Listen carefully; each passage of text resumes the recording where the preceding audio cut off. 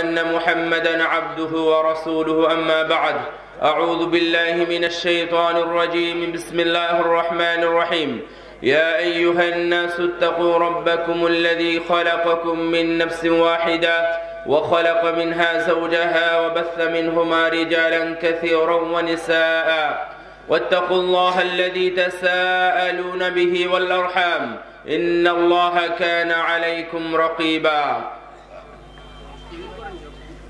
وقال تعالى يا أيها الذين آمنوا قوا أنفسكم وأهليكم نارا وقودها الناس والحجارة عليها ملائكة غلاظ شداد لا يعصون الله ما أمرهم ويفعلون ما يؤمرون وقال الله تعالى يا بني إنها إن تك مثقال حبة من خردل فتكن في صخرة أو في السماوات أو في الأرض يأتي بها الله إن الله لطيف خبير দারুত তাওহীদ সালাফিয়া মাদ্রাসা কর্তৃক আয়োজিত আজকের এই ইসলামী সম্মেলনের সম্মানিত সভাপতি, প্রধান অতিথি, অন্যান্য অতিথিবৃন্দ, উলামা ইকরাম এবং আমার সামনে উপবিষ্ট ছাত্র বন্ধুরা, জ্ঞান পিপাসু মুসলিম ভাইয়েরা, পর্দার আড়ালের মা ও বোনেরা, সর্বাগ্রে জানায় প্রশংসা সেই মহান রবের দরবারে যার অশেষ কৃপায় আজকে আমরা এখানে উপস্থিত হতে পেরেছি। আলহামদুলিল্লাহ। দরুদ ও সালাম বর্ষিত হোক মানবতার মুক্তির দূত মুহাম্মদ রাসূলুল্লাহ সাল্লাল্লাহু আলাইহি ওয়াসাল্লামের প্রতি। দারুত তাওহীদ সালাফিয়া মাদ্রাসায় প্রোগ্রাম ইসলামী সম্মেলন প্রায় বিভিন্নভাবে হিসাব করে দেখলাম ডজন খানেক আলেমদের উপস্থিতি। ইতোমধ্যেই গুরুত্বপূর্ণ আলোচনাগুলো হয়ে গেছে। সামনে যে আলোচনা আছে, যারা আছেন তারাও অত্যন্ত গুরুত্বপূর্ণ কথাই ওনারা নিয়ে আসবেন ইনশাআল্লাহ। মাঝখান থেকে আমি অল্প একটু সময় আপনাদের নেব। পরিবার সংক্রান্ত বিষয়, পরিবার সংশোধন করা উচিত বা সংশোধনের গুরুত্ব, এ বিষয়ে কিছু কথা আমি কথা বলবো। আচ্ছা, এখানে যারা এসেছেন আপনাদের এখানে আসার উদ্দেশ্য কি?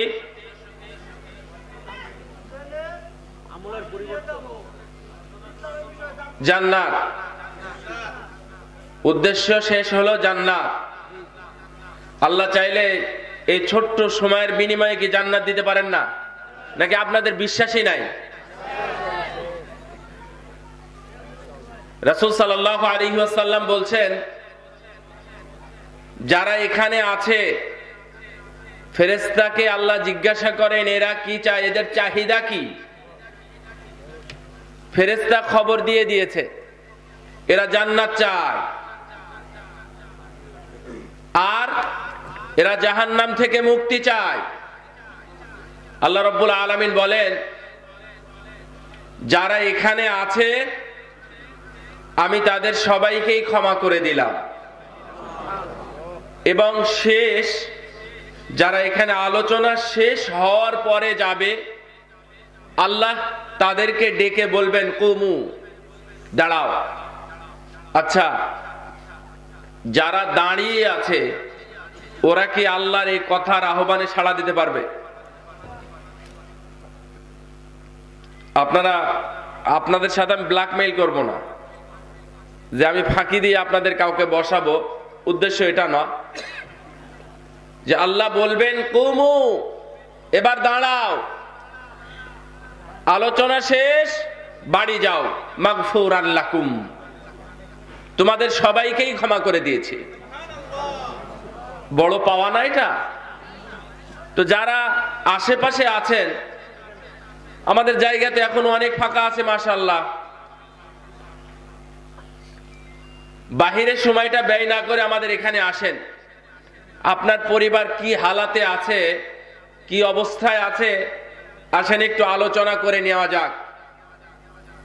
আমাদের পরিবারগুলো একটু সংশোধন করা যায় কিনা, ঠিক করা যায় কিনা, এই বিষয়টা নিয়ে আমি খুব বেশি অনুভব করেছিলাম মদিনায় থাকা অবস্থায়। এজন্য পুরো মদিনা লাইফে বা পুরো 5 বছরে আমি ছোট্ট ছোট্ট করে অল্প অল্প করে গুছিয়ে গুছিয়ে কিছু লিখেছি। ওইটা দেশে আসার পরে 18 সালে বই আকারে প্রকাশ করেছি, মা বাবা ও আজকের সমাজ।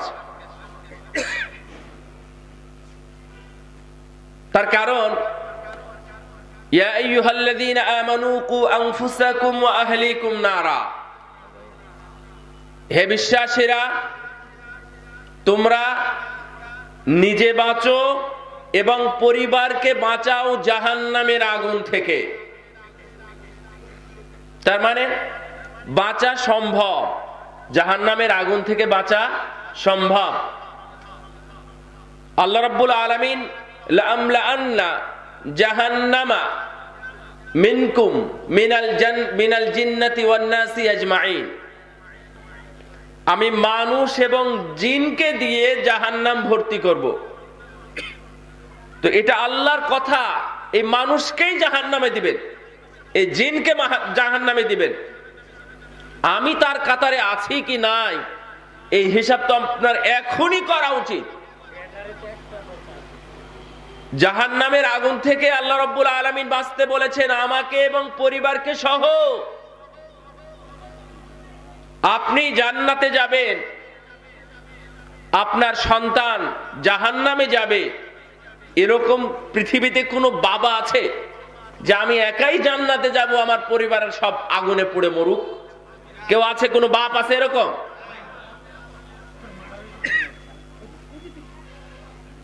শুধু আপনি বাঁচবেন এটা তো হবে না। শুধু আপনি যদি বাঁচতে চান তাহলে আপনি মনে করে রাখেন আপনিও বাঁচবেন না। যদি শুধু আপনি বাঁচতে চান তাহলে বাঁচার কোনো পথ নেই। আরিনাল্লাযীনা আদাল্লানা মিনাল জিন্নি ওয়াল ইনস নাজআলহুমা তাহতা আকদামিনা লিয়াকুনা মিনাল আসফালিন, দেখাও তাদের যাদের মাধ্যমে আমরা বিভ্রান্ত হয়েছিলাম, ওরা কোথায়?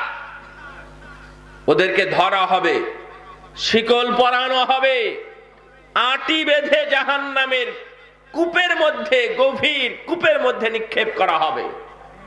সুতরাং যদি বাঁচতে হয় কিয়ামতের দিনে আল্লাহকে না বলে এখনই আল্লাহকে বলেন, এখনই ব্যবস্থা নেন, এখনই পারিবারিক সম্প্রীতি এবং পারিবারিক বন্ধন, দিনের চর্চা, কোরআন সুন্নাহর আমল, এগুলো এখনই চালু করতে হবে। যদি চালু না করেন তাহলে সেই দিন ইয়া ওয়াইলাতা লাইতানি লাম আত্তাখিয ফুলানান খলিলা, কিয়ামতের দিন এই করে হাত কামড়িয়ে আফসোস করে কোনো লাভ হবে না। সুতরাং বাঁচতে চাইলে এখনই, 2 দিন পরে নয়, 1 বছর পরে নয়।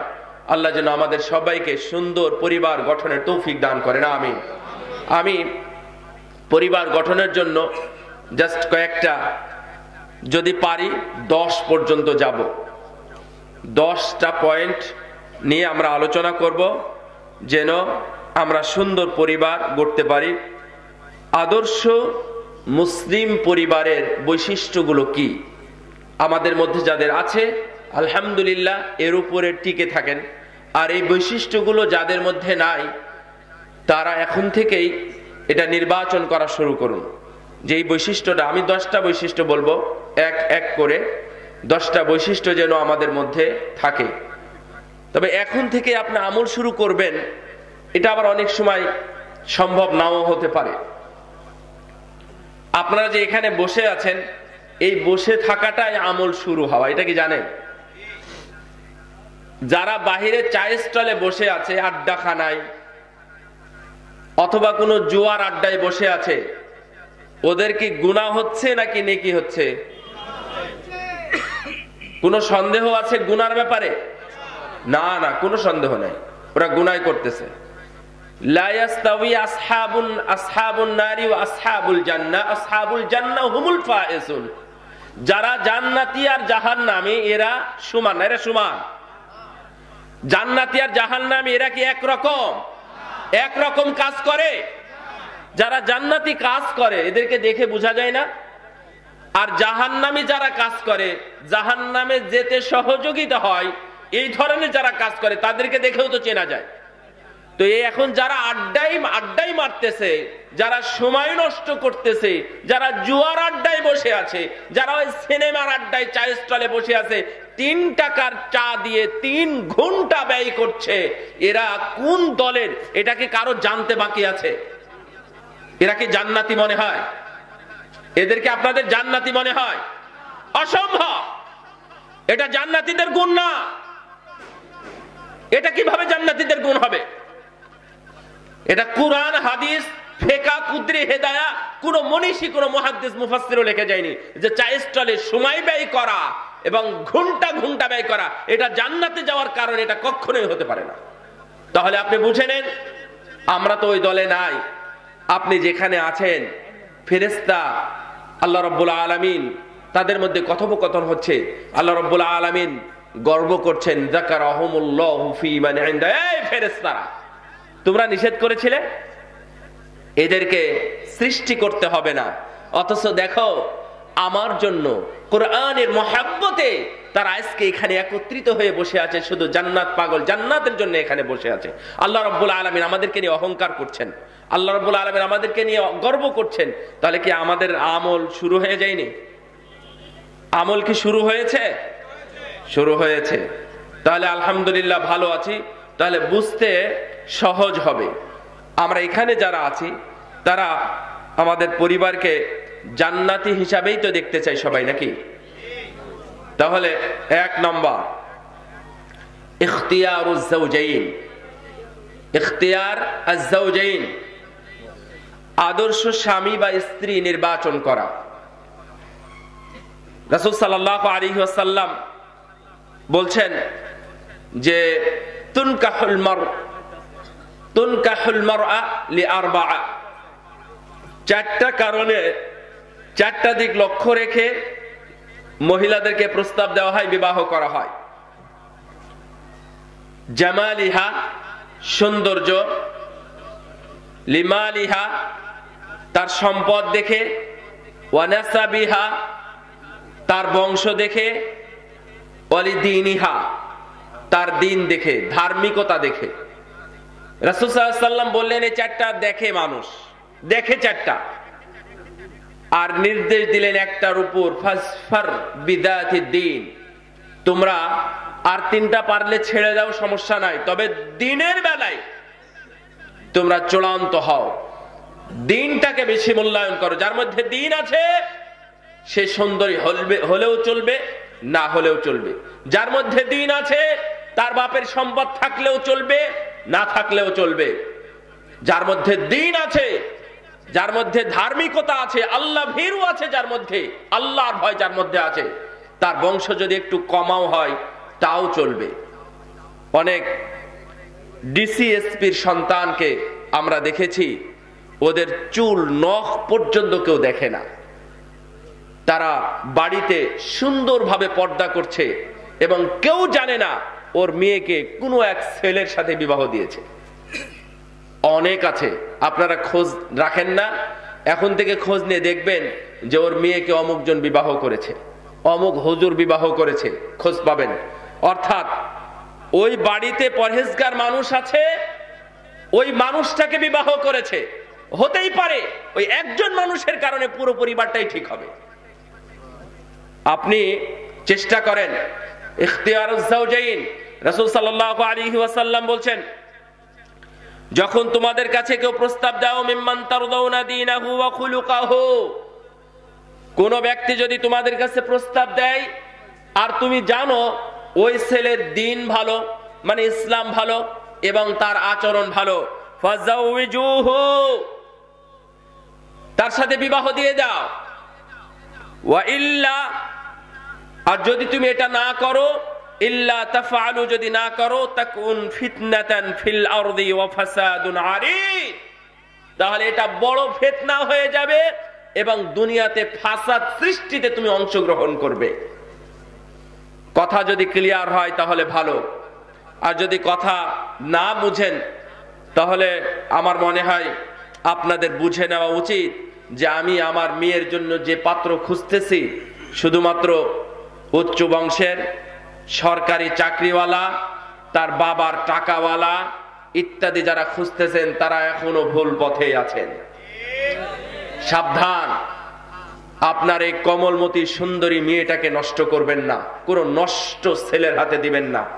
সে জুয়াখোর, সে রাত্রে ঘুমায় না, রাত কাটায় বাহিরে, সেই মানুষকে, সেই মানুষের হাতে আপনার এই সুন্দরী কমলমতি মেয়েকে আপনি কিভাবে তুলে দিলেন।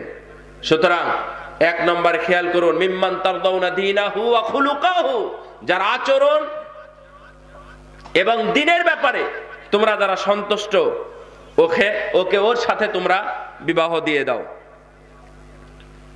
2 নাম্বার, পরিবারে দিনের চর্চা থাকতে হবে। وأوحينا إلى موسى وأخيه أن تبوأ لقومكما بمصر بيوتا وجعلوا بيوتكم قبلة وأقيموا الصلاة وبشر المؤمنين। এটা অনেক আগ থেকে শুরু হয়েছে, অনেক আগ থেকে শুরু হয়েছে। মুসা আলাইহিস সালামের উপর ওহী করা হলো এই মর্মে। ভাই আরেকজন নবী হারুন আলাইহিস সালাম, উভয়ের প্রতি ওহী করা হলো এরকম ভাবে যে তোমরা তোমার সম্প্রদায়ের জন্য বাড়ি বানাও, মিশরে একটি বাড়ি বানাও। শুধু বাড়ি বানালেই হবে না, এই বাড়িকে ইবাদতখানায় রূপ দাও। এই বাড়িতে কিবলা ঠিক করো, কিবলা ঠিক করে নাও। ওয়া আকিমুস সালাহ, এবং বাড়ির মধ্যে তোমরা সালাত প্রতিষ্ঠা করো। তাহলে এই আদেশ অনেক আগ থেকে এসেছিল। এই আদেশটা আমরা নতুন ভাবে বলছি না যে আপনার বাড়িতে দিনের চর্চা করতে হবে। রাসূল সাল্লাল্লাহু আলাইহি ওয়াসাল্লাম যখন বাড়িতে প্রবেশ করতেন, আয়েশা রাদিয়াল্লাহু তাআলা আনহা বলছেন, রাসূলুল্লাহ সাল্লাল্লাহু আলাইহি ওয়াসাল্লাম যখন বাড়িতে প্রবেশ করতেন তখন মেসওয়াক করতে করতে প্রবেশ করতেন। আর আজকে আমরা যখন প্রবেশ করি তখন কত ঝুট ঝামেলা আছে, সবগুলো নিয়ে মাথায় জ্যাম করে আমি বাড়িতে ঢুকি, না হলে মোবাইলে কথা বলতে বলতে ঢুকি, সালাম কালামের কোনো খোঁজ নাই। অথবা মোবাইলে কোনো কিছু, মোবাইল দেখতে দেখতে আমি বাড়ির মধ্যে ঢুকতেছি। শোনেন না, বাড়িতে এইভাবে দিনের চর্চা করলে হবে না, বাড়িতে পুরোপুরি দিনের চর্চা করতে হবে।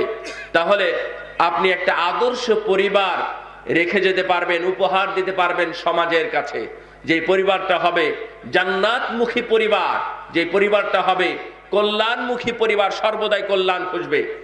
আপনি এই ক্ষেত্রে এই মুমারাসাতুদ্দিন আদিয়ান যেটা বলবো, দিনের চর্চা, এই ক্ষেত্রে প্রতিদিন সালাতের ব্যবস্থাটা তো আছেই, তবে প্রতিদিন সকালে আপনি একটু হলেও কোরআন তেলাওয়াত করবেন, এতে করে আপনার বাড়িতে বরকত হবে।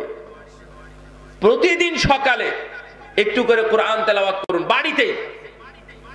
আপনি যদি না পারেন আপনার স্ত্রী তেলাওয়াত করবে, আপনার স্ত্রী তো পারবেই, উনি যদি না পারেন তাহলে আরেকজন সদস্য করবে। এতে করে ছেলেরা এগুলো দেখেই বড় হবে, একদিন সেও জানবে ফজরে সালাত আদায় করে কোরআন পড়তে হয়। এইভাবে আপনি আপনার পরিবারের দিনের চর্চা করতে পারেন। আরো অনেক কিছু, যেমন তা আপনাদের কথাবার্তায় কথা কেমন হবে, কথা কেমন হবে, আপনার পোশাক কেমন হবে, মানুষের সাথে কথোপকথন কেমন হবে, মেহমান যদি আসে তাহলে তাদেরকে কিভাবে আপ্যায়ন করতে হয়, কিভাবে বসতে দিতে হয়, কিভাবে কথা বলতে হয়, এই বিষয়গুলো সে আপনার কাছ থেকেই শিখবে।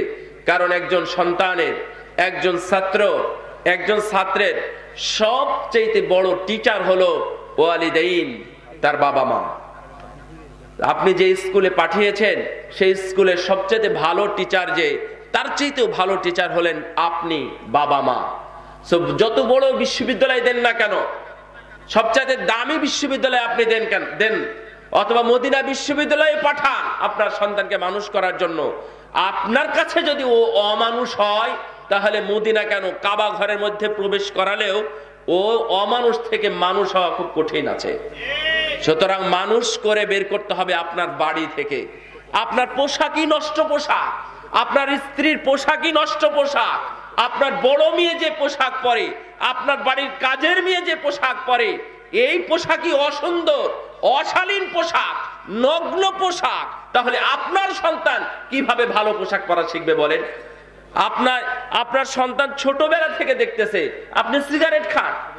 একটা ছোট্ট কথা, চুটকি আর কি, যে বলছে যে ছোট্ট বালক যে আমার আফসোস, আমি একজন ভালো বাবার সন্তান হতে পারলাম না। বুঝলেন কথা? কে বলতেছে? ছোট বাচ্চা বাবাকে বলতেছে আমি একজন ভালো বাবা পেলাম না। তো বাবাকেই যখন এই কথা বলে, বাবা শুনে বলতেছে আরে বলো কি, আমি তোমার বাবা, আফসোস করার কি আছে, আমি কি ভালো বাবা না? আরে সমস্যাই তো ওখানে, কারণ আমি জেনেছি যে যারা সিগারেট খায় এরা ভালো মানুষ না। তো আপনি ভালো মানুষই যদি না হতে পারেন, তাহলে ভালো বাবা কিভাবে হবেন? কারণ আপনি সিগারেট খান। এই কথা শুনে আমাদের পড়া গল্প করতেছি আর কি আপনাদের। সে হয়তো প্রায় 23 বছর ধরে সে সিগারেট খেত। এই 23 বছরের খাওয়া সিগারেট বা 23 বছর ধরে খাওয়া এই অভ্যাসটা এই মাত্র 23 সেকেন্ডের কথায় বাবা সেই দিন পরিবর্তন হয়েছে, আলহামদুলিল্লাহ। তো সন্তান যদি ওই ধরনের পরিবেশ পায়, আপনাকে এসে একদিন শিখাবে। তো আপনার পরিবারে দিনের চর্চা থাকতে হবে। দিনের চর্চা যদি থাকতো, তাহলে মা অফিসেই থাক আর বাড়িতেই থাক, একটা মেয়ে যখন বাড়ি থেকে বের হচ্ছে, মা অবশ্যই তার জন্য রেস্ট্রিকশন তৈরি করে দিত, না আমি বাড়িতে নাই, তোমার বাবাও বাড়িতে নাই, এই জন্য তোমার বাড়ি থেকে এখন বের হওয়া যাবে না, আমরা আসি, তারপরে তোমার খোঁজ খবর নিয়ে যেখানে যাওয়ার সেখানে যাওয়ার ব্যবস্থা করব। তাই হতো না? যদি দিনের অভ্যাস থাকতো, দিনের চর্চা থাকতো। দিনের চর্চা আপনাদের মাঝে নেই, দিনের চর্চা খুব দ্রুত তৈরি করুন। তারপরে একই কথা, ধর্মীয় শিক্ষা। আপনারা কেউ খেয়াল করেছেন কি করেননি তা জানি না, যখন এখানে এই যে দুইটা মেয়ে, এদের নাম কি গো? দুইটা মেয়ের নাম কি? নাবিলা তানজিল। ওদের জন্য আমার পক্ষ থেকে স্পেশাল পুরস্কার থাকবে ইনশাআল্লাহ, বারাকাল্লাহু ফীহিমা। তো যাই হোক, আমি খুব অভিভূত হয়েছি তাদের কথোপকথনে। এটা ওদেরকে দিবেন। আমি যাই থামেন না, আমি তখনই দিতাম, কিন্তু আমি এই পয়েন্ট আছে আমার, এই জন্য আমি কিছু বলিনি। এই যে দুইটা মেয়ে এসে যা বলল, আপনারা খেয়াল করেননি, আমি কারো কারো চোখে পানি দেখেছি। সে ইসলাম জানে না, সে ঈমান জানে না, কোরআন তেলাওয়াত জানে না, সালাত জানে না, সালাতে রুকু সেজদা কিছুই জানে না, অথচ নাবিলা বা তানজিলা একজন মুসলিম নাম বলেই দিল। আপা সত্যিই বলেছেন, আমি নামে কেবল মুসলিম, কামে মুসলিম না। আপনার পরিবারে আপনি কি তৈরি করে গেলেন? আমি অনেকবার বলেছি, আবার রিমেম্বার করি আমি, যে শেখ আব্দুর রহমান আস-সুদাইস উনি একদিন বক্তৃতায় বলেছিলেন একটা খুতবায়, এই খুতবাটা আমার এখনো খুব মনে পড়ে যখন অনুবাদ করেছিলাম, যে আপনি আপনার সন্তানের সাথে নিয়ে যে সিনেমাটা অথবা যে দৃশ্যটা আপনি দেখেছেন, সেই দৃশ্যটা 5 বছর বা 10 বছর পরে ও যখন একাকী দেখছে, তখন তাকে নিষেধ করছেন। ও তখন ছোট ছিল, ছোট থাকা অবস্থায় বাবা মা একসাথে বসে সন্তানকে নিয়ে দেখেছে। ও যখন বড় হয়েছে, দেখতেছে, আর আপনি নিষেধ করতেছেন, আপনার কথা ও কিভাবে শুনবে? আপনার কথা ও শুনবে না। দ্বীনি শিক্ষা যদি আপনারা শিক্ষা অর্জন করতে নাও পারেন, তাহলে গর্বিত সন্তানের গর্বিত বাবা হন, যাদেরকে কিয়ামতের দিন উচ্চ আসনে বসানো হবে।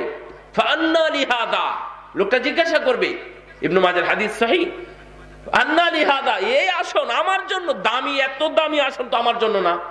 বা আমার জন্য এই আসন কেন? আল্লাহ রাব্বুল আলামিন তখন বলবেন লিইস্তিগফারি ওয়ালাদিকা লাক, তোমার সন্তান তোমার জন্য ক্ষমা চেয়েছিল, প্রার্থনা করেছিল, তারই মর্যাদায়, তারই ফজিলতে আজকে তুমি এই আসনে বসেছো। আপনার সন্তান যদি কোরআনের হাফেজ হয়, কিয়ামতের দিন আপনাকে এমন পোশাক পরানো হবে এবং এমন তাজ পরানো হবে যে আশেপাশে এমন পোশাক কারো গায়ে দেখা যাবে না। আপনার সন্তানের জন্য পড়ালেন তো, এখনো নিয়ে পড়ে আছেন, সাবমিট স্কুলে পড়াবেন, সান স্কুলে পড়াবেন, তারপরে চার্টার্ড অ্যাকাউন্টিং পড়াবেন, কোথায় গণিত আছে সেখানে পড়াবেন। উদ্দেশ্য শুধু একটাই, চাকরিটার জন্য আগে হয়। ইঞ্জিনিয়ারিং পড়াচ্ছে কেন? ওদের তো চাকরির অভাব নাই। ইঞ্জিনিয়ার এখনো রাস্তাঘাটে ঘুরে বেড়ায়, এখনো মাঠে ঘাটে কাজ করে বেড়ায়। এটা দেখেও তোমার লজ্জা হয় না যে তুমি এখনো তোমার সন্তানকে, তোর উদ্দেশ্যই দুনিয়া যে আমি এর জন্য যেন ব্যাংকের এমডি হতে পারে, ব্যাংকের কোনো শাখার ম্যানেজার হতে পারে, এই মানসিকতা নিয়ে আপনি আপনার সন্তানকে পড়াচ্ছেন। অথচ যারা মাদ্রাসায় পড়ায় কোনো উদ্দেশ্য নেই, লিল্লাহ বিল্লাহ, আল্লাহর জন্য পড়ায়, অন্য কোনো উদ্দেশ্য নয়। আপনার সন্তানকে কতদিন আর কতদিন সেই দিন চাপা দিবে, পায়ের তলে চাপা দিবে, সেই দিন উঠে কথা বলতে পারবেন না। সন্তানের কাছে হাত জোড় করে সেই দিন আপনি পার পাবেন না কিয়ামতের দিন। কারণ সেই দিন ওর পক্ষে আল্লাহ থাকবেন, ওর পক্ষে আল্লাহ থাকবেন। কারণ ওই সন্তানকে আপনি ভালো পথ দেখান নাই। সিনেমা আছে কোথায়, কোন দিক সেদিকে দেখাইছেন। রসগোল্লা খেতে পাওয়া যায় কোন দোকানে সেটা দেখিয়েছেন। কিন্তু ভালো শিক্ষা পাওয়া যায়, কোরআনের শিক্ষা পাওয়া যায়, সালাতের শিক্ষা পাওয়া যায়, সেজদা দিতে কেমন ভাবে সেজদা দিতে হয়, এই শিক্ষা কোথায় পাওয়া যায়, ওই পথ আপনি কখনো দেখান নাই। সাবধান, এখনই সাবধান হয়ে যান। আপনি আপনার পরিবারে ধর্মীয় শিক্ষার চর্চা শুরু করুন। দেখেন ইনশাআল্লাহ তারিবাতে দেখ আপনি দুনিয়াতে এবং আখিরাতে কল্যাণের অধিকারী হবেন। উপস্থিতি, জবাবদিহিতা, ওয়া আনদির আশিরাতাকাল আকরাবিন, আমরা বলতে পারি রাসূল সাল্লাল্লাহু আলাইহি ওয়াসাল্লাম যখন এই আয়াতটা নাজিল হয়, এই আয়াতটা নাজিল হওয়ার পরে যে তাফসির ইবনে কাসিরের মধ্যে এসেছে যে উনি 40 জন সদস্যকে নিয়ে, রাসূল সাল্লাল্লাহু আলাইহি ওয়াসাল্লাম 40 জন সদস্যকে নিয়ে উনি বসেছিলেন। সরাসরি বলে দেন, তার মধ্যে আবু জেহেলও ছিল, খারাপ আবু লাহাবও ছিল, আবু তালেবও ছিল। তাদের সামনে সরাসরি বলে দিয়েছেন, তাদেরকে সতর্ক করেছেন। সবাই খুবই কম শুনেন। সুতরাং পারস্পরিক যে জবাবদিহিতা, এর একটা পরিবেশ গড়ে তোলেন। আপনি প্রতিদিন বাহিরে যান, কারণ তার কোনো জবাব নাই। পরিবারে সন্তানের মা বাবাকে কি বলে, সন্তান কি মাঝে মাঝে শুনতে পায় না? একটু ভিতরে ঢুকেন, বুঝেননি কথা। আপনি বাহির থেকে আসলেন, আপনার স্ত্রী অনেক সময় আপনার সাথে উচ্চবাচ্য কথাবার্তা বলে না, কথা কাটাকাটি হয় না? এই কথা আপনার সন্তানও এক সময় শোনে। তো জবাবদিহিতার কিভাবে পরিবেশ গড়ে তুলবেন আপনি? যেখানে আপনি নিজেই আপনার স্ত্রীর কাছে ধরা, অযথা টাইম পাস করেন বাহিরে গিয়ে, তাহলে আপনি আপনার সন্তানদের কাছে কিভাবে জবাব নেবেন? এই কোথায় গিয়েছিলে, কি করলে, এত দেরি কেন, সন্ধ্যার পরে বাহিরে কেন? এই কথা কোনোদিন জিজ্ঞাসা করতে পারবেন সন্তানকে? কারণ আপনি নিজেই বাহিরে অকাজে। আপনি যদি বাহিরে থাকেন, সন্তানের কাছে জবাবদিহিতার পরিবেশ নিয়ে আসতে পারবেন না। জবাবদিহিতার পরিবেশের জন্য আপনাকে এখন থেকে চেষ্টা করতে হবে। 5 নম্বর, পাপ মুক্ত বা পাপ যুক্ত যত উপকার আছে, পাপ এবং পাপ যুক্ত যত উপকরণ আছে। এখন কিসে কিসে পাপ হয়? আপনার বাড়িতে ধান আছে, চাল আছে, টিউবওয়েল আছে, বাথরুম আছে, রুম আছে, তারপরে চুলা আছে, হাঁড়ি আছে, পাতিল আছে, এগুলো কি গুনার কারণ? কি গুনাহ হয় কিসে? কিসে গুনাহ হয় ওটা জানেন না এখনো? ওটা দূর করতে হবে। তাহলে পরিবার, আদর্শ মুসলিম পরিবার যেটা, সেটা আপনি গড়তে পারবেন, না হলে না। কথা এই পর্যন্তই থাক, অর্থাৎ এই সাবজেক্টটা এই পর্যন্তই থাক। না হলে আপনার ওই যে অনেকদিন আপনাদেরকে বলেছি যে আপনার মোবাইলে কি থাকে, আপনার সন্তান কি দেখে, এটা কিন্তু আমরা দেখতে পাই। আপনার সন্তান এসে, একটা ছেলে, আল্লাহ মাফ করুক যদি উনি শুনে থাকেন, আমি খারাপ কোনো উদ্দেশ্য বলতেছি না, নামও বলতেছি না। আমরা যখন প্রথম মদিনাতে যাই, শেখেরাত মাশাআল্লাহ, ওনারা অনেক বড় মানুষ, ওনার সময় আমি নষ্ট করতেছি না, আমার 2-1 মিনিট সময় আছে। তো ওনারা মাশাআল্লাহ ভাষাগত দিকে অনেক উঁচুতে। তা আমি প্রথম গিয়ে উর্দু কিছুই বলতে পারতাম না সৌদি আরবে গিয়ে, কিন্তু দেখি আমাদের অনেক ভাইরা খুব উর্দু পারে। এর মাঝে আমরা ওখানে থেকে প্রায় 1.5 বছর থাকার পরে আমি যখন উর্দু ভালো বলতে পারি না, উর্দু বা হিন্দি, তখন একটা ছেলে তার ফ্যামিলি সহ গেলেন উমরা করতে। উমরা করতে গিয়ে মক্কা থেকে মদিনায় এসেছেন, গাড়িতে কিছু একটা ফেলে এসেছে। এই গাড়িওয়ালা হলো পাকিস্তানি। এখন আমি ভয় পাচ্ছি, আমি তো ভালোভাবে উর্দু জানি না, বাংলা কথা একবারে সত্য কথা বলতেছি, আমি তখন উর্দু ভাবে বলতে পারবো না। আমার বন্ধুরা যদি কিছু বলে তাহলে তখন জাস্ট ইয়েস নো, মানে জবাব যেটা দেওয়া হয় সেটা দিই। এখন ও বলতেছে যে না ও পারে। তো ওর বয়স 9 বছর 10 বছর হবে। তো মোবাইলটা হাতে নিয়ে ফোন করে একবারে ক্লিয়ার বলে দিল যে আমার জিনিসটা ওখানে আছে, গাড়ির পিছনে ওই জায়গাতে রাখা আছে, আমার খুব প্রয়োজন, তুমি যদি মদিনায় থাকো তাহলে আমাকে এই জিনিসটা এখন দিয়ে যাও। তো তখন মানে লাকিলি মদিনায় ছিল। তো আমার তখন থেকে চিন্তা, এ উর্দু শিখলো কোথায়, এ উর্দু শিখলোটা কোথায়। তা আমি এই গল্প আর একজন মাদানির ছেলে আবুল কালাম, শেখেরা চিনবেন, তো আবুল কালামের সন্তান আব্দুল্লাহকে গিয়ে আমি বললাম, আচ্ছা ওই ছেলে উর্দু এত সুন্দরভাবে বললো কিভাবে? তো বলছে যে কেন, সহজ তো না। সহজ এটা ঠিক আছে, কিন্তু বললো ও বলবে কিভাবে, আমরা এখনো বলতে পারতেছি না। তো বলছে যে আপনি 1.5 বছর থেকে এখানে থাকেন, আর ওর বয়স তো 9-10 বছর, ও আজ থেকে 9 বছর বা 8 বছর থেকে ওই হিন্দি ফিল্ম দেখে। পরে আমি তার সাথে আরো সময় কাটিয়ে আমি পুরোটাই তার কাছে তথ্য নিয়েছি ও উর্দু কোথায় থেকে শিখেছে। তো আপনার পরিবারে ধর্মীয় শিক্ষা চর্চা হয় না, আপনার পরিবারে পাপ যুক্ত বা পাপ যত উপকরণ আছে ওটাকে রিমুভ করেন, দূর করেন। 6 নম্বর, সময়ের যে সৎ ব্যবহার, সময়ের কাজ সময়ে করা, এটা আপনি তাকে শিখান, তাহলে ইনশাআল্লাহ দ্বীনি পরিবেশ গড়ে উঠবে। তারপরে গোপনীয়তা রক্ষা করা, গোপনীয়তা রক্ষা করাটাও আমি প্রথমেই বলেছি, একজন সন্তানের সবচেয়ে বড় বিশ্ববিদ্যালয় বিদ্যাপীঠ হলো হিজনুল উম্মাহাত হিয়াল মাদ্রাসাতুল বানিনা ওয়াল বানাত। কবিরা বলে গেছেন যে সবচেয়ে বড় বিদ্যালয় হলো মায়ের কোল। আপনি এবং আপনার স্ত্রী আপনার সন্তানের জন্য সবচেয়ে বড় প্রতিষ্ঠান, সবচেয়ে বড় বিশ্ববিদ্যালয়। সো ওইটা আপনি একটু খেয়াল করুন, গোপনীয়তা কিভাবে রক্ষা করতে হয় আপনি তাদেরকে শিখান। এগুলো সবগুলো ব্যাখ্যা সাপেক্ষ বিষয়, যাই হোক। তারপরে পরস্পরকে কিভাবে সহযোগিতা করতে হয় আপনি সেটাও শিখান।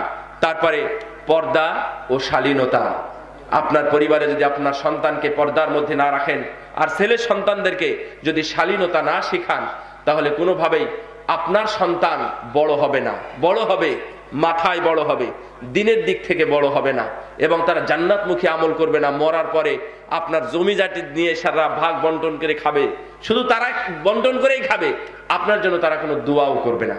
আমরা এই সংক্ষেপ সময়ে আপনাদের ছোট্ট কয়েকটা এই যে নসিহত করলাম যে আমরা যেন সুন্দর পরিবার, আদর্শ মুসলিম পরিবার বা যে বৈশিষ্ট্যগুলো থাকা উচিত সেগুলো যেন আমরা রাখতে পারি। আল্লাহ তুমি আমাদেরকে সেই তৌফিক দান করো, আমিন। ওয়া সাল্লাল্লাহু আলা নবিয়িনা মুহাম্মদ ওয়া আলা আলিহি ওয়া সাহবিহি আজমাইন। মুহতারাম প্রিন্সিপাল সাহেব আব্দুল মাজেদ ভাই আমাদের যদিও বন্ধু মানুষ, তো মাশাআল্লাহ আমাদের মাননীয় চেয়ারম্যান মহোদয়, উনি চলে গেছেন না, চেয়ারম্যান মহোদয় উনিও বেশ কিছু কথা বলেছেন মাদ্রাসার স্বপ্ন নিয়ে, মাদ্রাসার উন্নয়ন নিয়ে।